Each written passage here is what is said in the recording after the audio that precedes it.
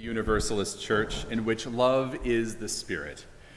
We are glad you are here, whether you're here in the building or anywhere in the world. I'm Adam Robersmith. I'm the senior minister of our congregation. If you're a visitor, we hope you'll sign our guest books. There's one as you enter from the street or one behind the sanctuary. You can also visit our webpage, www.westhartforduu.org, to learn more. And there you can use the contact page to get onto our electronic mailing list. Our electronic communications are the best way for us to stay connected, and we look forward to helping you become part of the Universalist Church wherever you are. If you are needing to figure out where our family or intergenerational program is happening this morning, if you're at home thinking, oh shoot, I wish I knew what was happening, our families are gathering at Eisenhower Park at the Hyde Road entrance for today's program. They'll have the program and then a picnic and some playtime at the playground, so please feel free to join them there. We are learning how to do worship in person and online at the same time.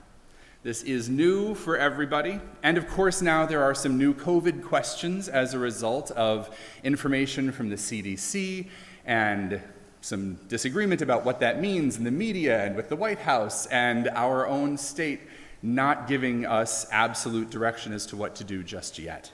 So, much like the information we put out last night in your email and on Facebook, we are encouraging people who have any concerns whatsoever to please feel free to wear a mask when you are coming into large group gatherings. That includes Sunday morning. We are not requiring masks at this time. If state guidelines change, we will change what we are doing as well. But for the moment, please feel free to do what makes you most comfortable, because it's summer and our windows are wide open and we're all fairly sparse in here. If you would prefer to be without a mask, that's okay with me. If you would prefer to be with one, by all means, please use it. There's nothing wrong with that whatsoever. We will keep adapting to the moment. And so therefore, some of the ways that we are adapting is that we're not doing congregational singing right now, unless you're at home, and if you have a hymnal, please join in. I'm also today, until we learn a little bit more, going to ask that instead of a responsive reading, you let me do the reading today, and you all follow along in the hymnal with the words. As time goes on, we will figure out exactly how to calibrate ourselves to the moment. Thank you for your graciousness as we figure out these new ways of being together. After worship, we'll gather for fellowship either here in the program center or in our Zoom fellowship room online. You are welcome to grab lemonade or whatever, some water, and take it out onto the front patio if you would prefer in order to be outside. And now I invite you to turn off cell phones, put away your keyboards, turn off your email if you are at home, and settle in for worship.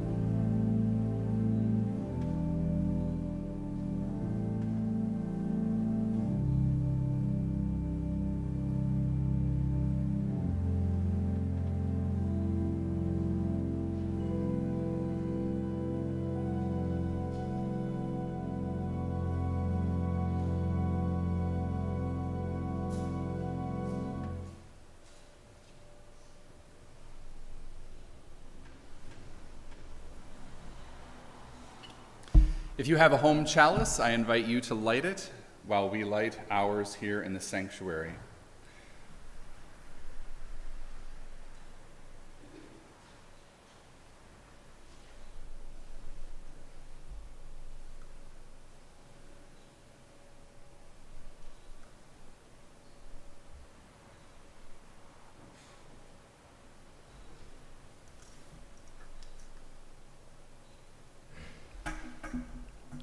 Our opening reading this morning is number 558. Number 558 in the gray hymnal. For everything, a season. For everything there is a season and a time for every matter under heaven. A time to be born and a time to die. A time to plant and a time to pluck up what is planted. A time to kill and a time to heal. A time to break down and a time to build up. A time to weep, a time to laugh, a time to mourn, and a time to dance. A time to throw away stones and a time to gather stones together. A time to embrace and a time to refrain from embracing. A time to seek and a time to lose, a time to keep and to throw away. A time to tear, a time to sow. A time to keep silence and a time to speak, a time to love and a time to hate, a time for war and a time for peace. Please join me in the words of our affirmation, our covenant. It's in the description, it's in your order of service. Feel free to join internally rather than speaking them out loud if you would prefer.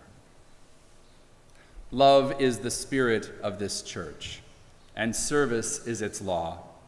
This is our great covenant, to dwell together in peace, to seek the truth in love, and to help one another. Although our kids aren't with us here in the sanctuary today, we will still continue to have a time for all ages. It's my experience that no matter how old you are, sometimes a story helps the ideas stick around longer. And I know that some of you at home are also going to be watching with kids around. So today's Time for All Ages is a story that I suspect many of you will have heard before. It is The Ant and the Grasshopper. In a field one summer's day, there was a grasshopper hopping about, chirping and singing to its heart's content. And an ant passed by, bearing along with great toil a whole ear of corn that he was taking to the nest. "Why not come and chat with me?" said the grasshopper. "Why not come and dance and sing and play some music instead of toiling and moiling all day long?" And the ant said, "I am helping to lay up food for the winter, and I recommend that you do the same." "Why bother about winter?" said the grasshopper. "There's plenty of food here right now. I can't even eat it all. Why are you worried about the future?" And the ant just held up that whole ear of corn all by itself and dragged it back to the nest. And this happened day after day after day. And the grasshopper saw ant after ant after ant, couldn't even tell them apart finally. They were just all so busy hauling all of this corn and everything else that they could find. So the grasshopper kept playing his music, enjoying the weather, eating its fill all the time, and then came the autumn. There was still enough food, and it was a little cold, but if you dance just a little bit more and spend your time in the sun, you can stay warm. And then it got really cold. And the winter came, and the grasshopper suddenly had no food and found itself dying of hunger and cold. And it noticed that the ants were distributing every day everything they had saved in the storage to all of their nest. It heard them underground moving and chattering and doing just fine. And that was when the grasshopper knew. Yes, enjoy the abundance, but also it is best to prepare for days of scarcity. And now in our hearts here, and with hearts and voices at home, we join in singing our Doxology.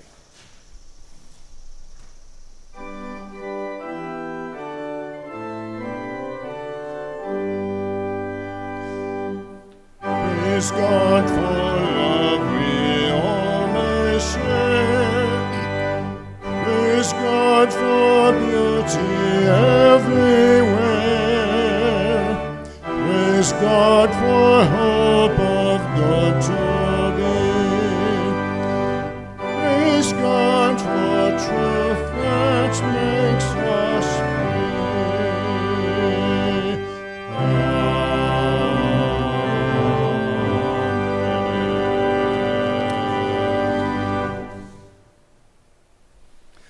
We are grateful for all the ways in which you support this congregation and its members. We are grateful also for the ways that you support the wider world too. By offering your time and talent and treasure to this community, you help us serve members, friends, and the wider community too. So as part of that service, we share our general offering each week with organizations that are in harmony with our values, who do the work in the world that brings us ever closer to creating the beloved community. So our offering today will be shared with Literacy Volunteers of Central Connecticut. Since 1978, the Literacy Volunteers of Central Connecticut, or LVCC, has offered adults free tutoring to improve their English reading and writing skills. Each year, they serve over 350 people, individually and in small group settings, including parent and child groups. They rely on over 150 dedicated and caring volunteers that they train to provide the tutoring and support students that they need, the support that the students need to reach their goals. In the past year, their website says 202 students obtained or retained employment, 28 students received their GED or diploma, 6 obtained citizenship, 114 students increased involvement in their children's educational activities, and 213 students improved their reading and writing skills. In order to support us and the LVCC, please use the QR codes on your order of service or the links in the description or those on our website to make an electronic donation to our offering.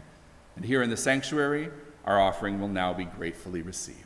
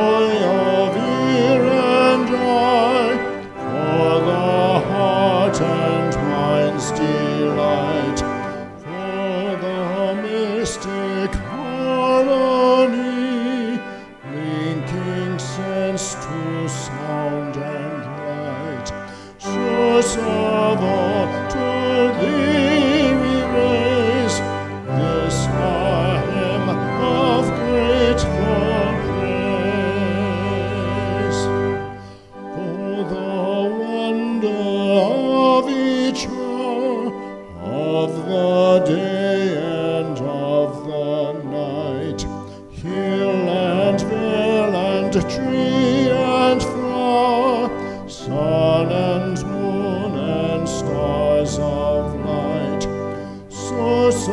of all, to thee we raise this our hymn of grateful praise. For the joy of human care, sister, brother, parent, child, for the kinship we all share, for all gentle thoughts and minds. Source of all, to thee we raise this our hymn of grateful praise.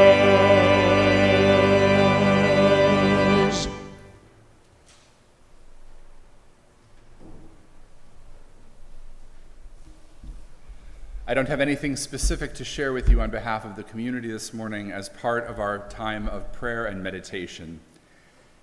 The thing that I am aware of is how frustrating it is to be in a time when we don't know exactly what to do anymore. We think we're coming out of a pandemic, and then we take another step backward, and we move forward again, and we move backward again.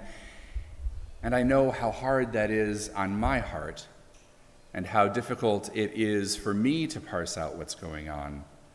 I can't imagine that I am the only one who is confused and tired, ready for this to change. And so in this moment of prayer and meditation, I would ask that we all hold ourselves and one another with enormous gentleness, great kindness, the awareness that we don't actually have to know what to do or how to be, that we don't have to have it be perfect, that what we have to do is be okay with the idea that we are making the very best choices that we can in this moment, that we are figuring it out day by day, and that we are taking advantage of every possible opportunity to bring this closer to a close. Let us pray. We pray with the words of Bruce Southworth. O source of life and love, we are torn by the desires to sit back and enjoy the beauty of the world, to savor these blue skies, these gentle days, and by the desires to recast the world, to fight its evils, to save it.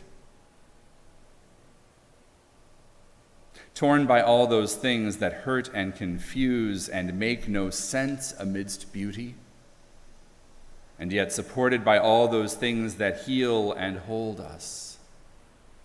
Smiles, the touch of another hand, mountain vistas, gentle waves, warm words, gatherings when possible. We live in mystery. We live isolated, separated at times. We live gathered together in heart and action. So much glory, so much pain. We live in faith, faith in ourselves and each other, faith that we can create bonds of the Spirit that proclaim we are not alone. And we have much health within and among us. We can live through heartache, through confusion, into new life. So for the grace of the world and all of its tumbling too, this day, let us give thanks. Let us take a time in stillness for the prayers of our hearts.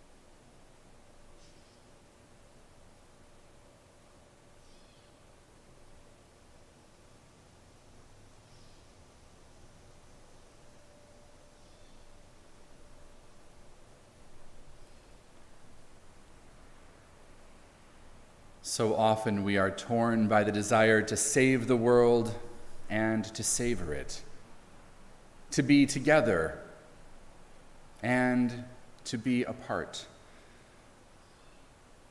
In each moment, we have to choose. What time is this? Let us listen to our hearts, listen to the wisdom within and beyond us, and do our best to always choose wisely and well. May it be so. Amen. In our hearts here, and with hearts and voices at home, we join in spirit of life.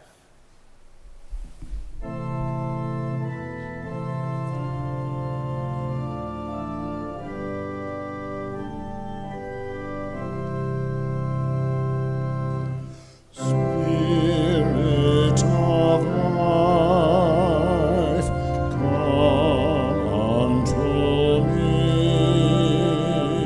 Sing in my heart all the stirrings of compassion. Blow in the wind, rise in the sea, move in the hand, giving life the shape of justice. Roots hold me close, wings set me free. Spirit of life, come to me, come to me.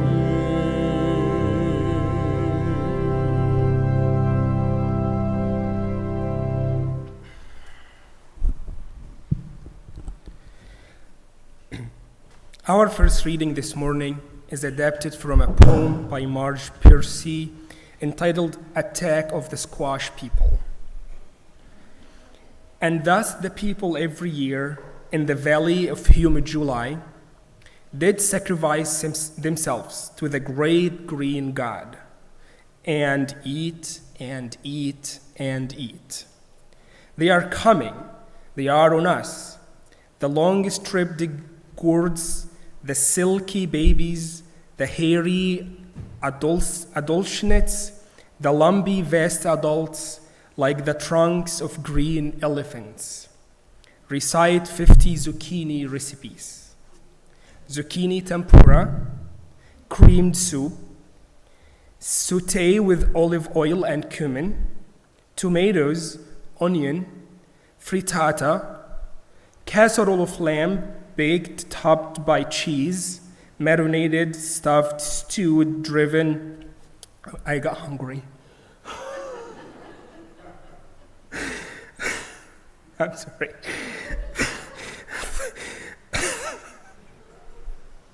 Driven through the heart like a stake. Now I'm hungry. Get rid of old friends. They too have gardens and full trunks. Look for newcomers. Befriend them in the post office. Unload on them and run. Stop tourists. In the street, take truckloads to Boston. Give to your Red Cross. Beg on the highway. Please take my zucchini.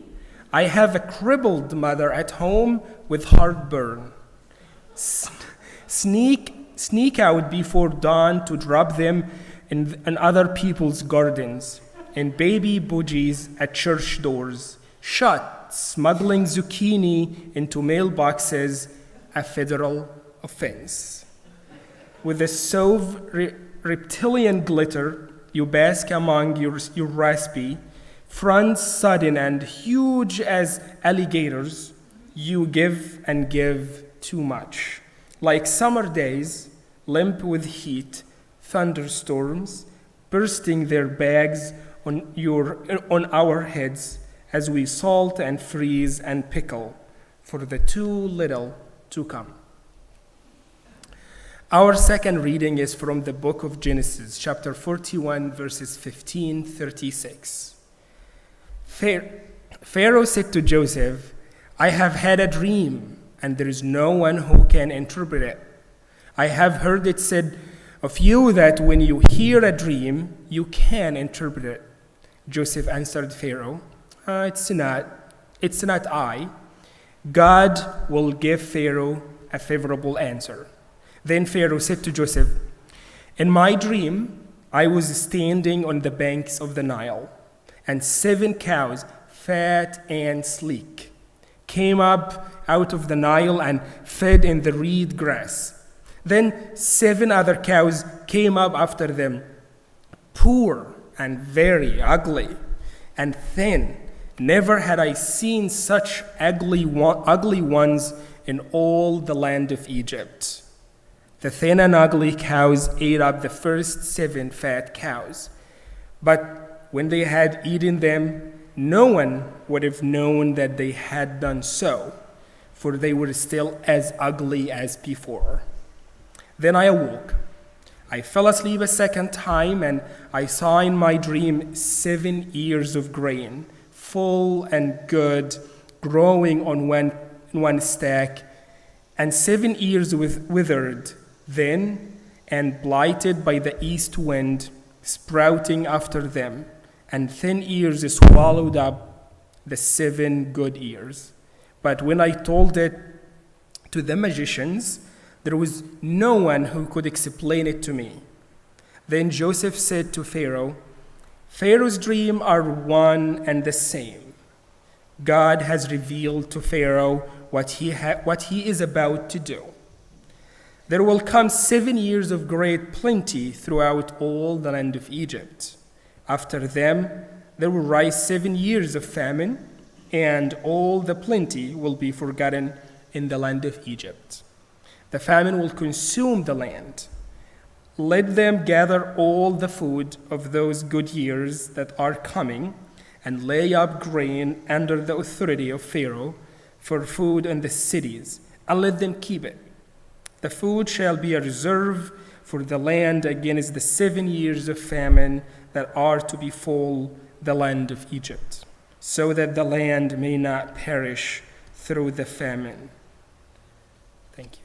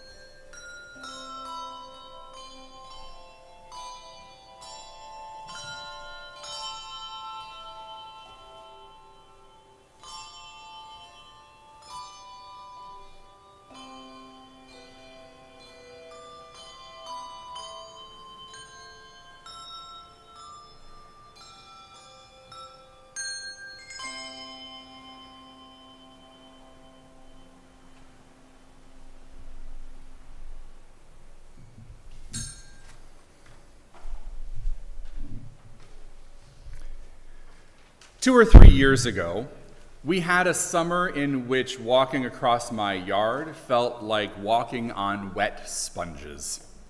We'd had so much rain. I don't know if your yards felt the same way. It was kind of gross, actually. And then last summer, a drought that was so dry that my grass all shriveled up and just gave in. I was concerned about the trees that I'd planted. I watered them as much as I dared and as little as I could. I didn't actually have enough water depth in my well to use a sprinkler to keep my lawn green and my plants well watered. And this year, my vegetables are tall and lush. I have tomato plants that are taller than I am, and there's almost no fruit to harvest because there's been so much water and so little sun, comparatively. Weather is not the same as climate. Climate change means that these dramatic changes between abundance and scarcity become more pronounced, which means that the weather also becomes more dramatic. And then gorgeous summer days like we've had recently become less common. Our gardens become less reliable, and we know less of what to do and what choices to make. But always, without climate change, some years are wet and some years are dry. Some are too hot and some are oddly cool. Think back. Have you ever had in your life 1 year where the weather was perfect all year round? The exemplar. The year of all years in which your weather was absolutely perfect? I don't think so. It's never happened in my time. And maybe you think you have one. Maybe it turns out that 1968 was the year of perfect weather wherever you were, but I suspect that instead you are putting together many years in your mind, remembering the great moments here and there and in that season and in this other one. I've heard other people say it, and I've said it too. When I was a child, the seasons were so much more regular than they are now. But then when I think more specifically or look up the weather records, that's never true. It's never as even as I thought it was. And now it's a little less even than it used to be. We have always lived in a world with peaks and valleys, not just those of geography, but those of our weather or our economy. These things cycle between feast and famine, abundance and scarcity. Too much rain, too little rain, real estate undervalued, real estate overvalued. The same thing happens with the strength of our cultural institutions, our schools, the sense of a community engagement in neighborhoods and organizations. We humans experience times of lesser violence and greater violence, greater tolerance and lesser tolerance, more illness, less illness, more political stability, less political stability, more wisdom and care for the future, less foresight and responsibility. Congregations go through their own cycles too. Here at the Universalist Church, we are no different than anyone else. Sometimes we have more members, sometimes fewer. Sometimes more people in the sanctuary, sometimes fewer. More engagement with the neighborhood or less. A larger religious education program or a smaller one. A closer relationship with other congregations and the UUA or a more distant one. Bigger budgets, smaller budgets, times of greater harmony and cooperation, times of greater uncertainty, times where the paint is new and fresh and delightful. I encourage you to check out what we're doing in the rest of the building. And times when the paint desperately needs to be redone. That is also part of our building right now, too. What makes living with these ups and downs more difficult is that we're not good at predicting when they will change. We can't even always tell when we're in a time of feast or famine, abundance or scarcity, and then when it's going to change next.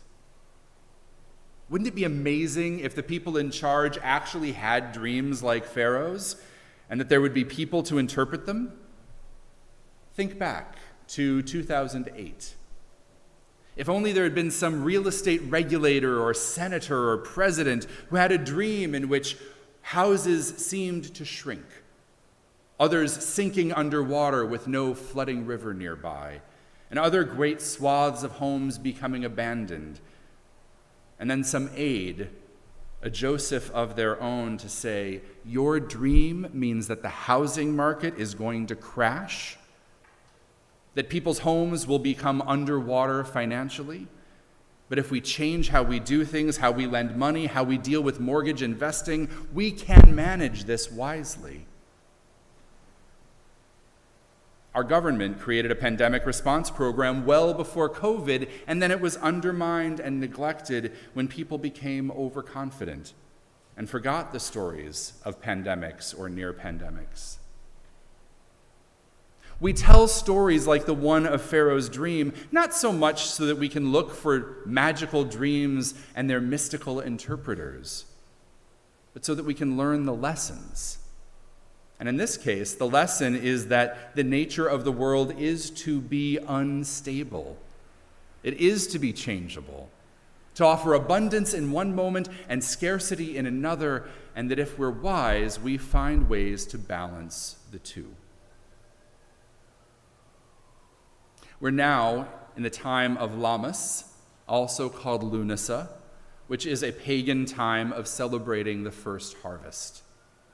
And at this festival, we recognize the bounty of the earth, the vegetables, the fruits, the grains, tomatoes and corn and berries of all sorts, all the things that are coming into ripeness right now, like zucchini. Marge Piercy writes, and thus the people every year in the valley of humid July did sacrifice themselves to the great green God and eat and eat and eat. Recite 50 zucchini recipes. Get rid of old friends. They too have gardens and trunks full of zucchini. Look for newcomers. Befriend them in the post office, unload on them, and run. Stop tourists in the street.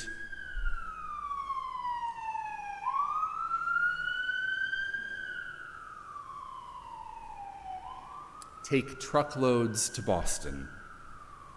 Give to your Red Cross. Beg on the highway, please take my zucchini. I have a crippled mother at home with heartburn. You give, and you give, and you give too much. Like summer days limp with heat, thunderstorms bursting their bags on our heads as we salt and pickle and freeze for the too little to come. The first year that I had a vegetable garden of my own, I planted summer squashes for my partner and for me. I planted 2 hills of zucchini and 2 hills of yellow crookneck squash. 4 hills with 2 plants each. 8 total squash plants for 2 people.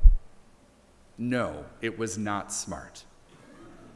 Yes, I gave a lot away.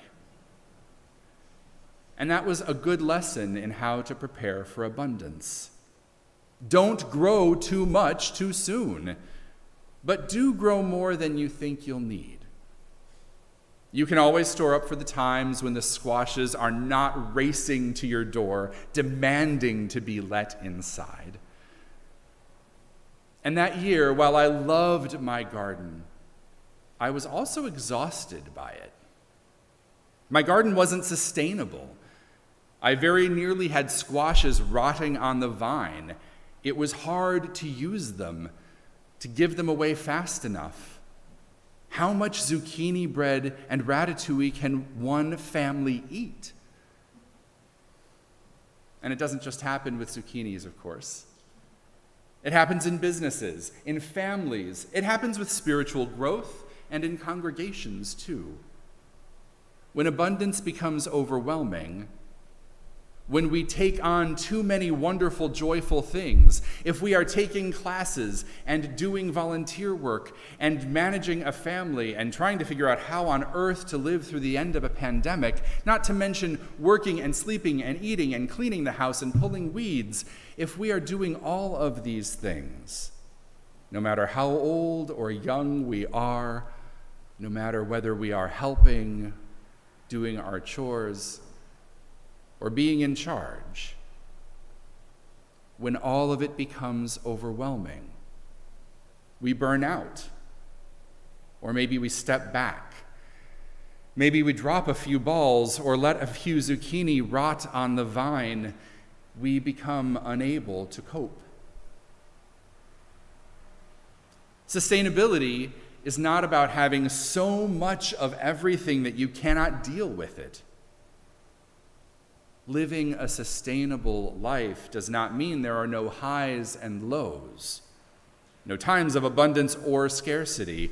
It means that whatever it is that you're tending, you grow it wisely, not wastefully, and that you take the time to build up your stores when you can for the sake of a future day when you will need them. There are so many stories like the ant and the grasshopper, Joseph and the Pharaoh. They speak about food, certainly, but they remind us about the need to plan and grow wisely, to store for lean times, to create a sustainable life with all of our resources, to use our abundance well when we have it. This is true of money, of course, but it's also true of our time, our effort, our energy, our emotional capacity. It's true about peace and war, about spiritual strength and surviving a crisis.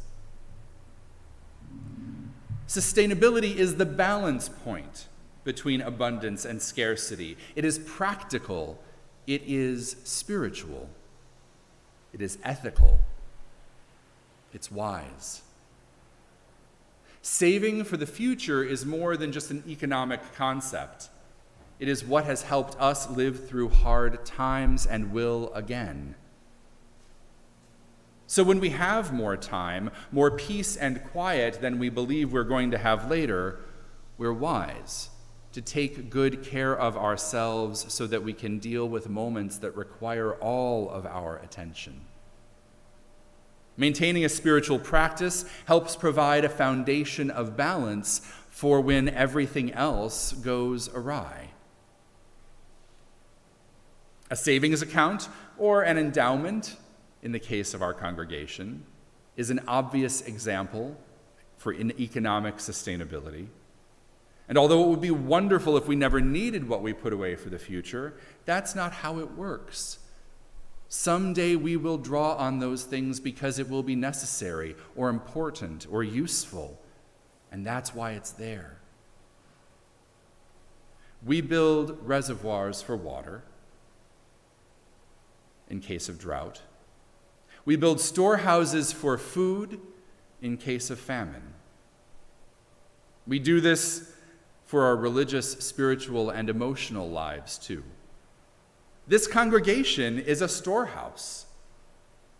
Imagine what living through COVID would have been like without a resource like this. We've been using a portion of our stores of energy and enthusiasm and money to get through these days and to prepare for the future. And very, very soon, it will be time to find our way into flourishing once again and storing up for the next moment of adversity. I look forward to the day when we look around and we cannot find a spot for someone to sit in this sanctuary. Hopefully, that will be happening soon.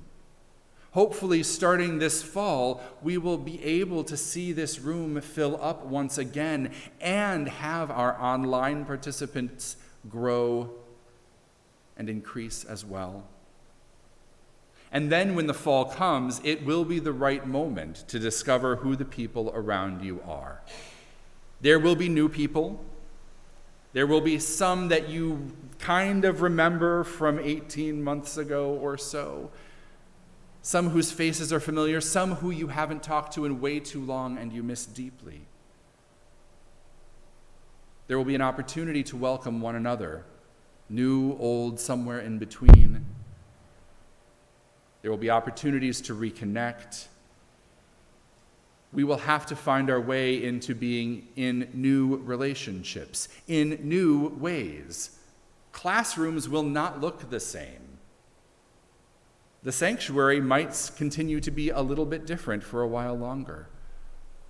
We're going to have to be willing to deal with new ways of doing things, new energy, new ideas, so that we can build up our community's stores of fellowship, of friendship, of spiritual depth and practice. Make this congregation lush with interconnection. Those of us who are new here will have to dive in and be willing to discover what this place is and how it works. If we're new, we're going to have to be willing to ask questions, step into some places even when we aren't quite sure where the paths are yet, and bring our hopes and dreams to the congregation so that we too can be sustained by and sustaining to this community. I know, because I feel it, and I'm pretty sure I'm not alone, that I want a world that's just comfortable. I want a world that kind of feels like today's weather feels, right? Sunny, a nice cool breeze, it's delightful, I'm thoroughly comfortable in long pants and a short sleeve shirt. This is a great Sunday morning. Comfortable sounds wonderful, but I know that as we move out of a pandemic and into a new way of being, that we're not going to be comfortable. Church isn't always going to be comfortable. School is not going to be comfortable. Work is not going to be comfortable. We're going to be figuring new things out. And that's because scarcity isn't comfortable. Abundance isn't comfortable. Sustainability isn't comfortable. It requires work and time and attention. It requires tending and weeding and pruning and canning and putting things away. It requires the effort of harvest and to put some of that harvest away for the future. Some grasshopper moments are a good thing, right? To enjoy the music, to enjoy the sun, to dance. And even in the midst of that, we also will have to take our turns making sure that the future is possible. And we make that possible by flourishing together, by entertaining our religious and spiritual growth, by opening ourselves to the possibilities that come with new growth, new connections.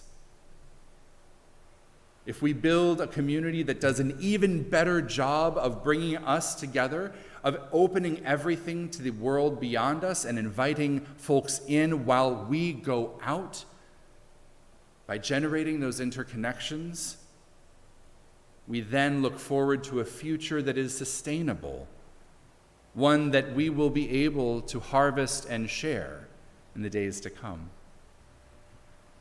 And so right now I invite you to participate in Lammas. Love what you have created. Enjoy what you have grown. Harvest what your seeds planted so long ago are now producing. It is time to know this moment as a way to feast and celebrate and to store and to mind and to tend and to create the community that will sustain us all, today and in the days and months and years to come. May it be so. Amen. Our closing hymn is number 277, When We Wend Homeward. Please, in the sanctuary, follow along in your heart. At home, if you've got a hymnal, please follow along in your heart and your voices.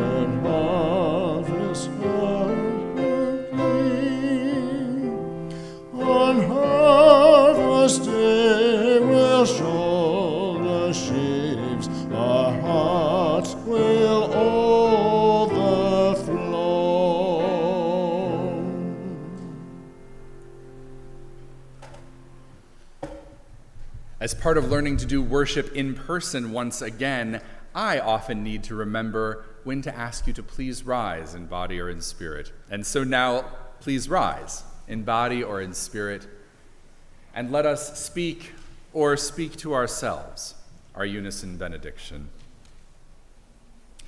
Engage with the world in peace. Have courage. Hold on to what is good. Return to no person evil for evil. Strengthen the faint-hearted, support the weak, help the suffering, honor all beings. And please be seated.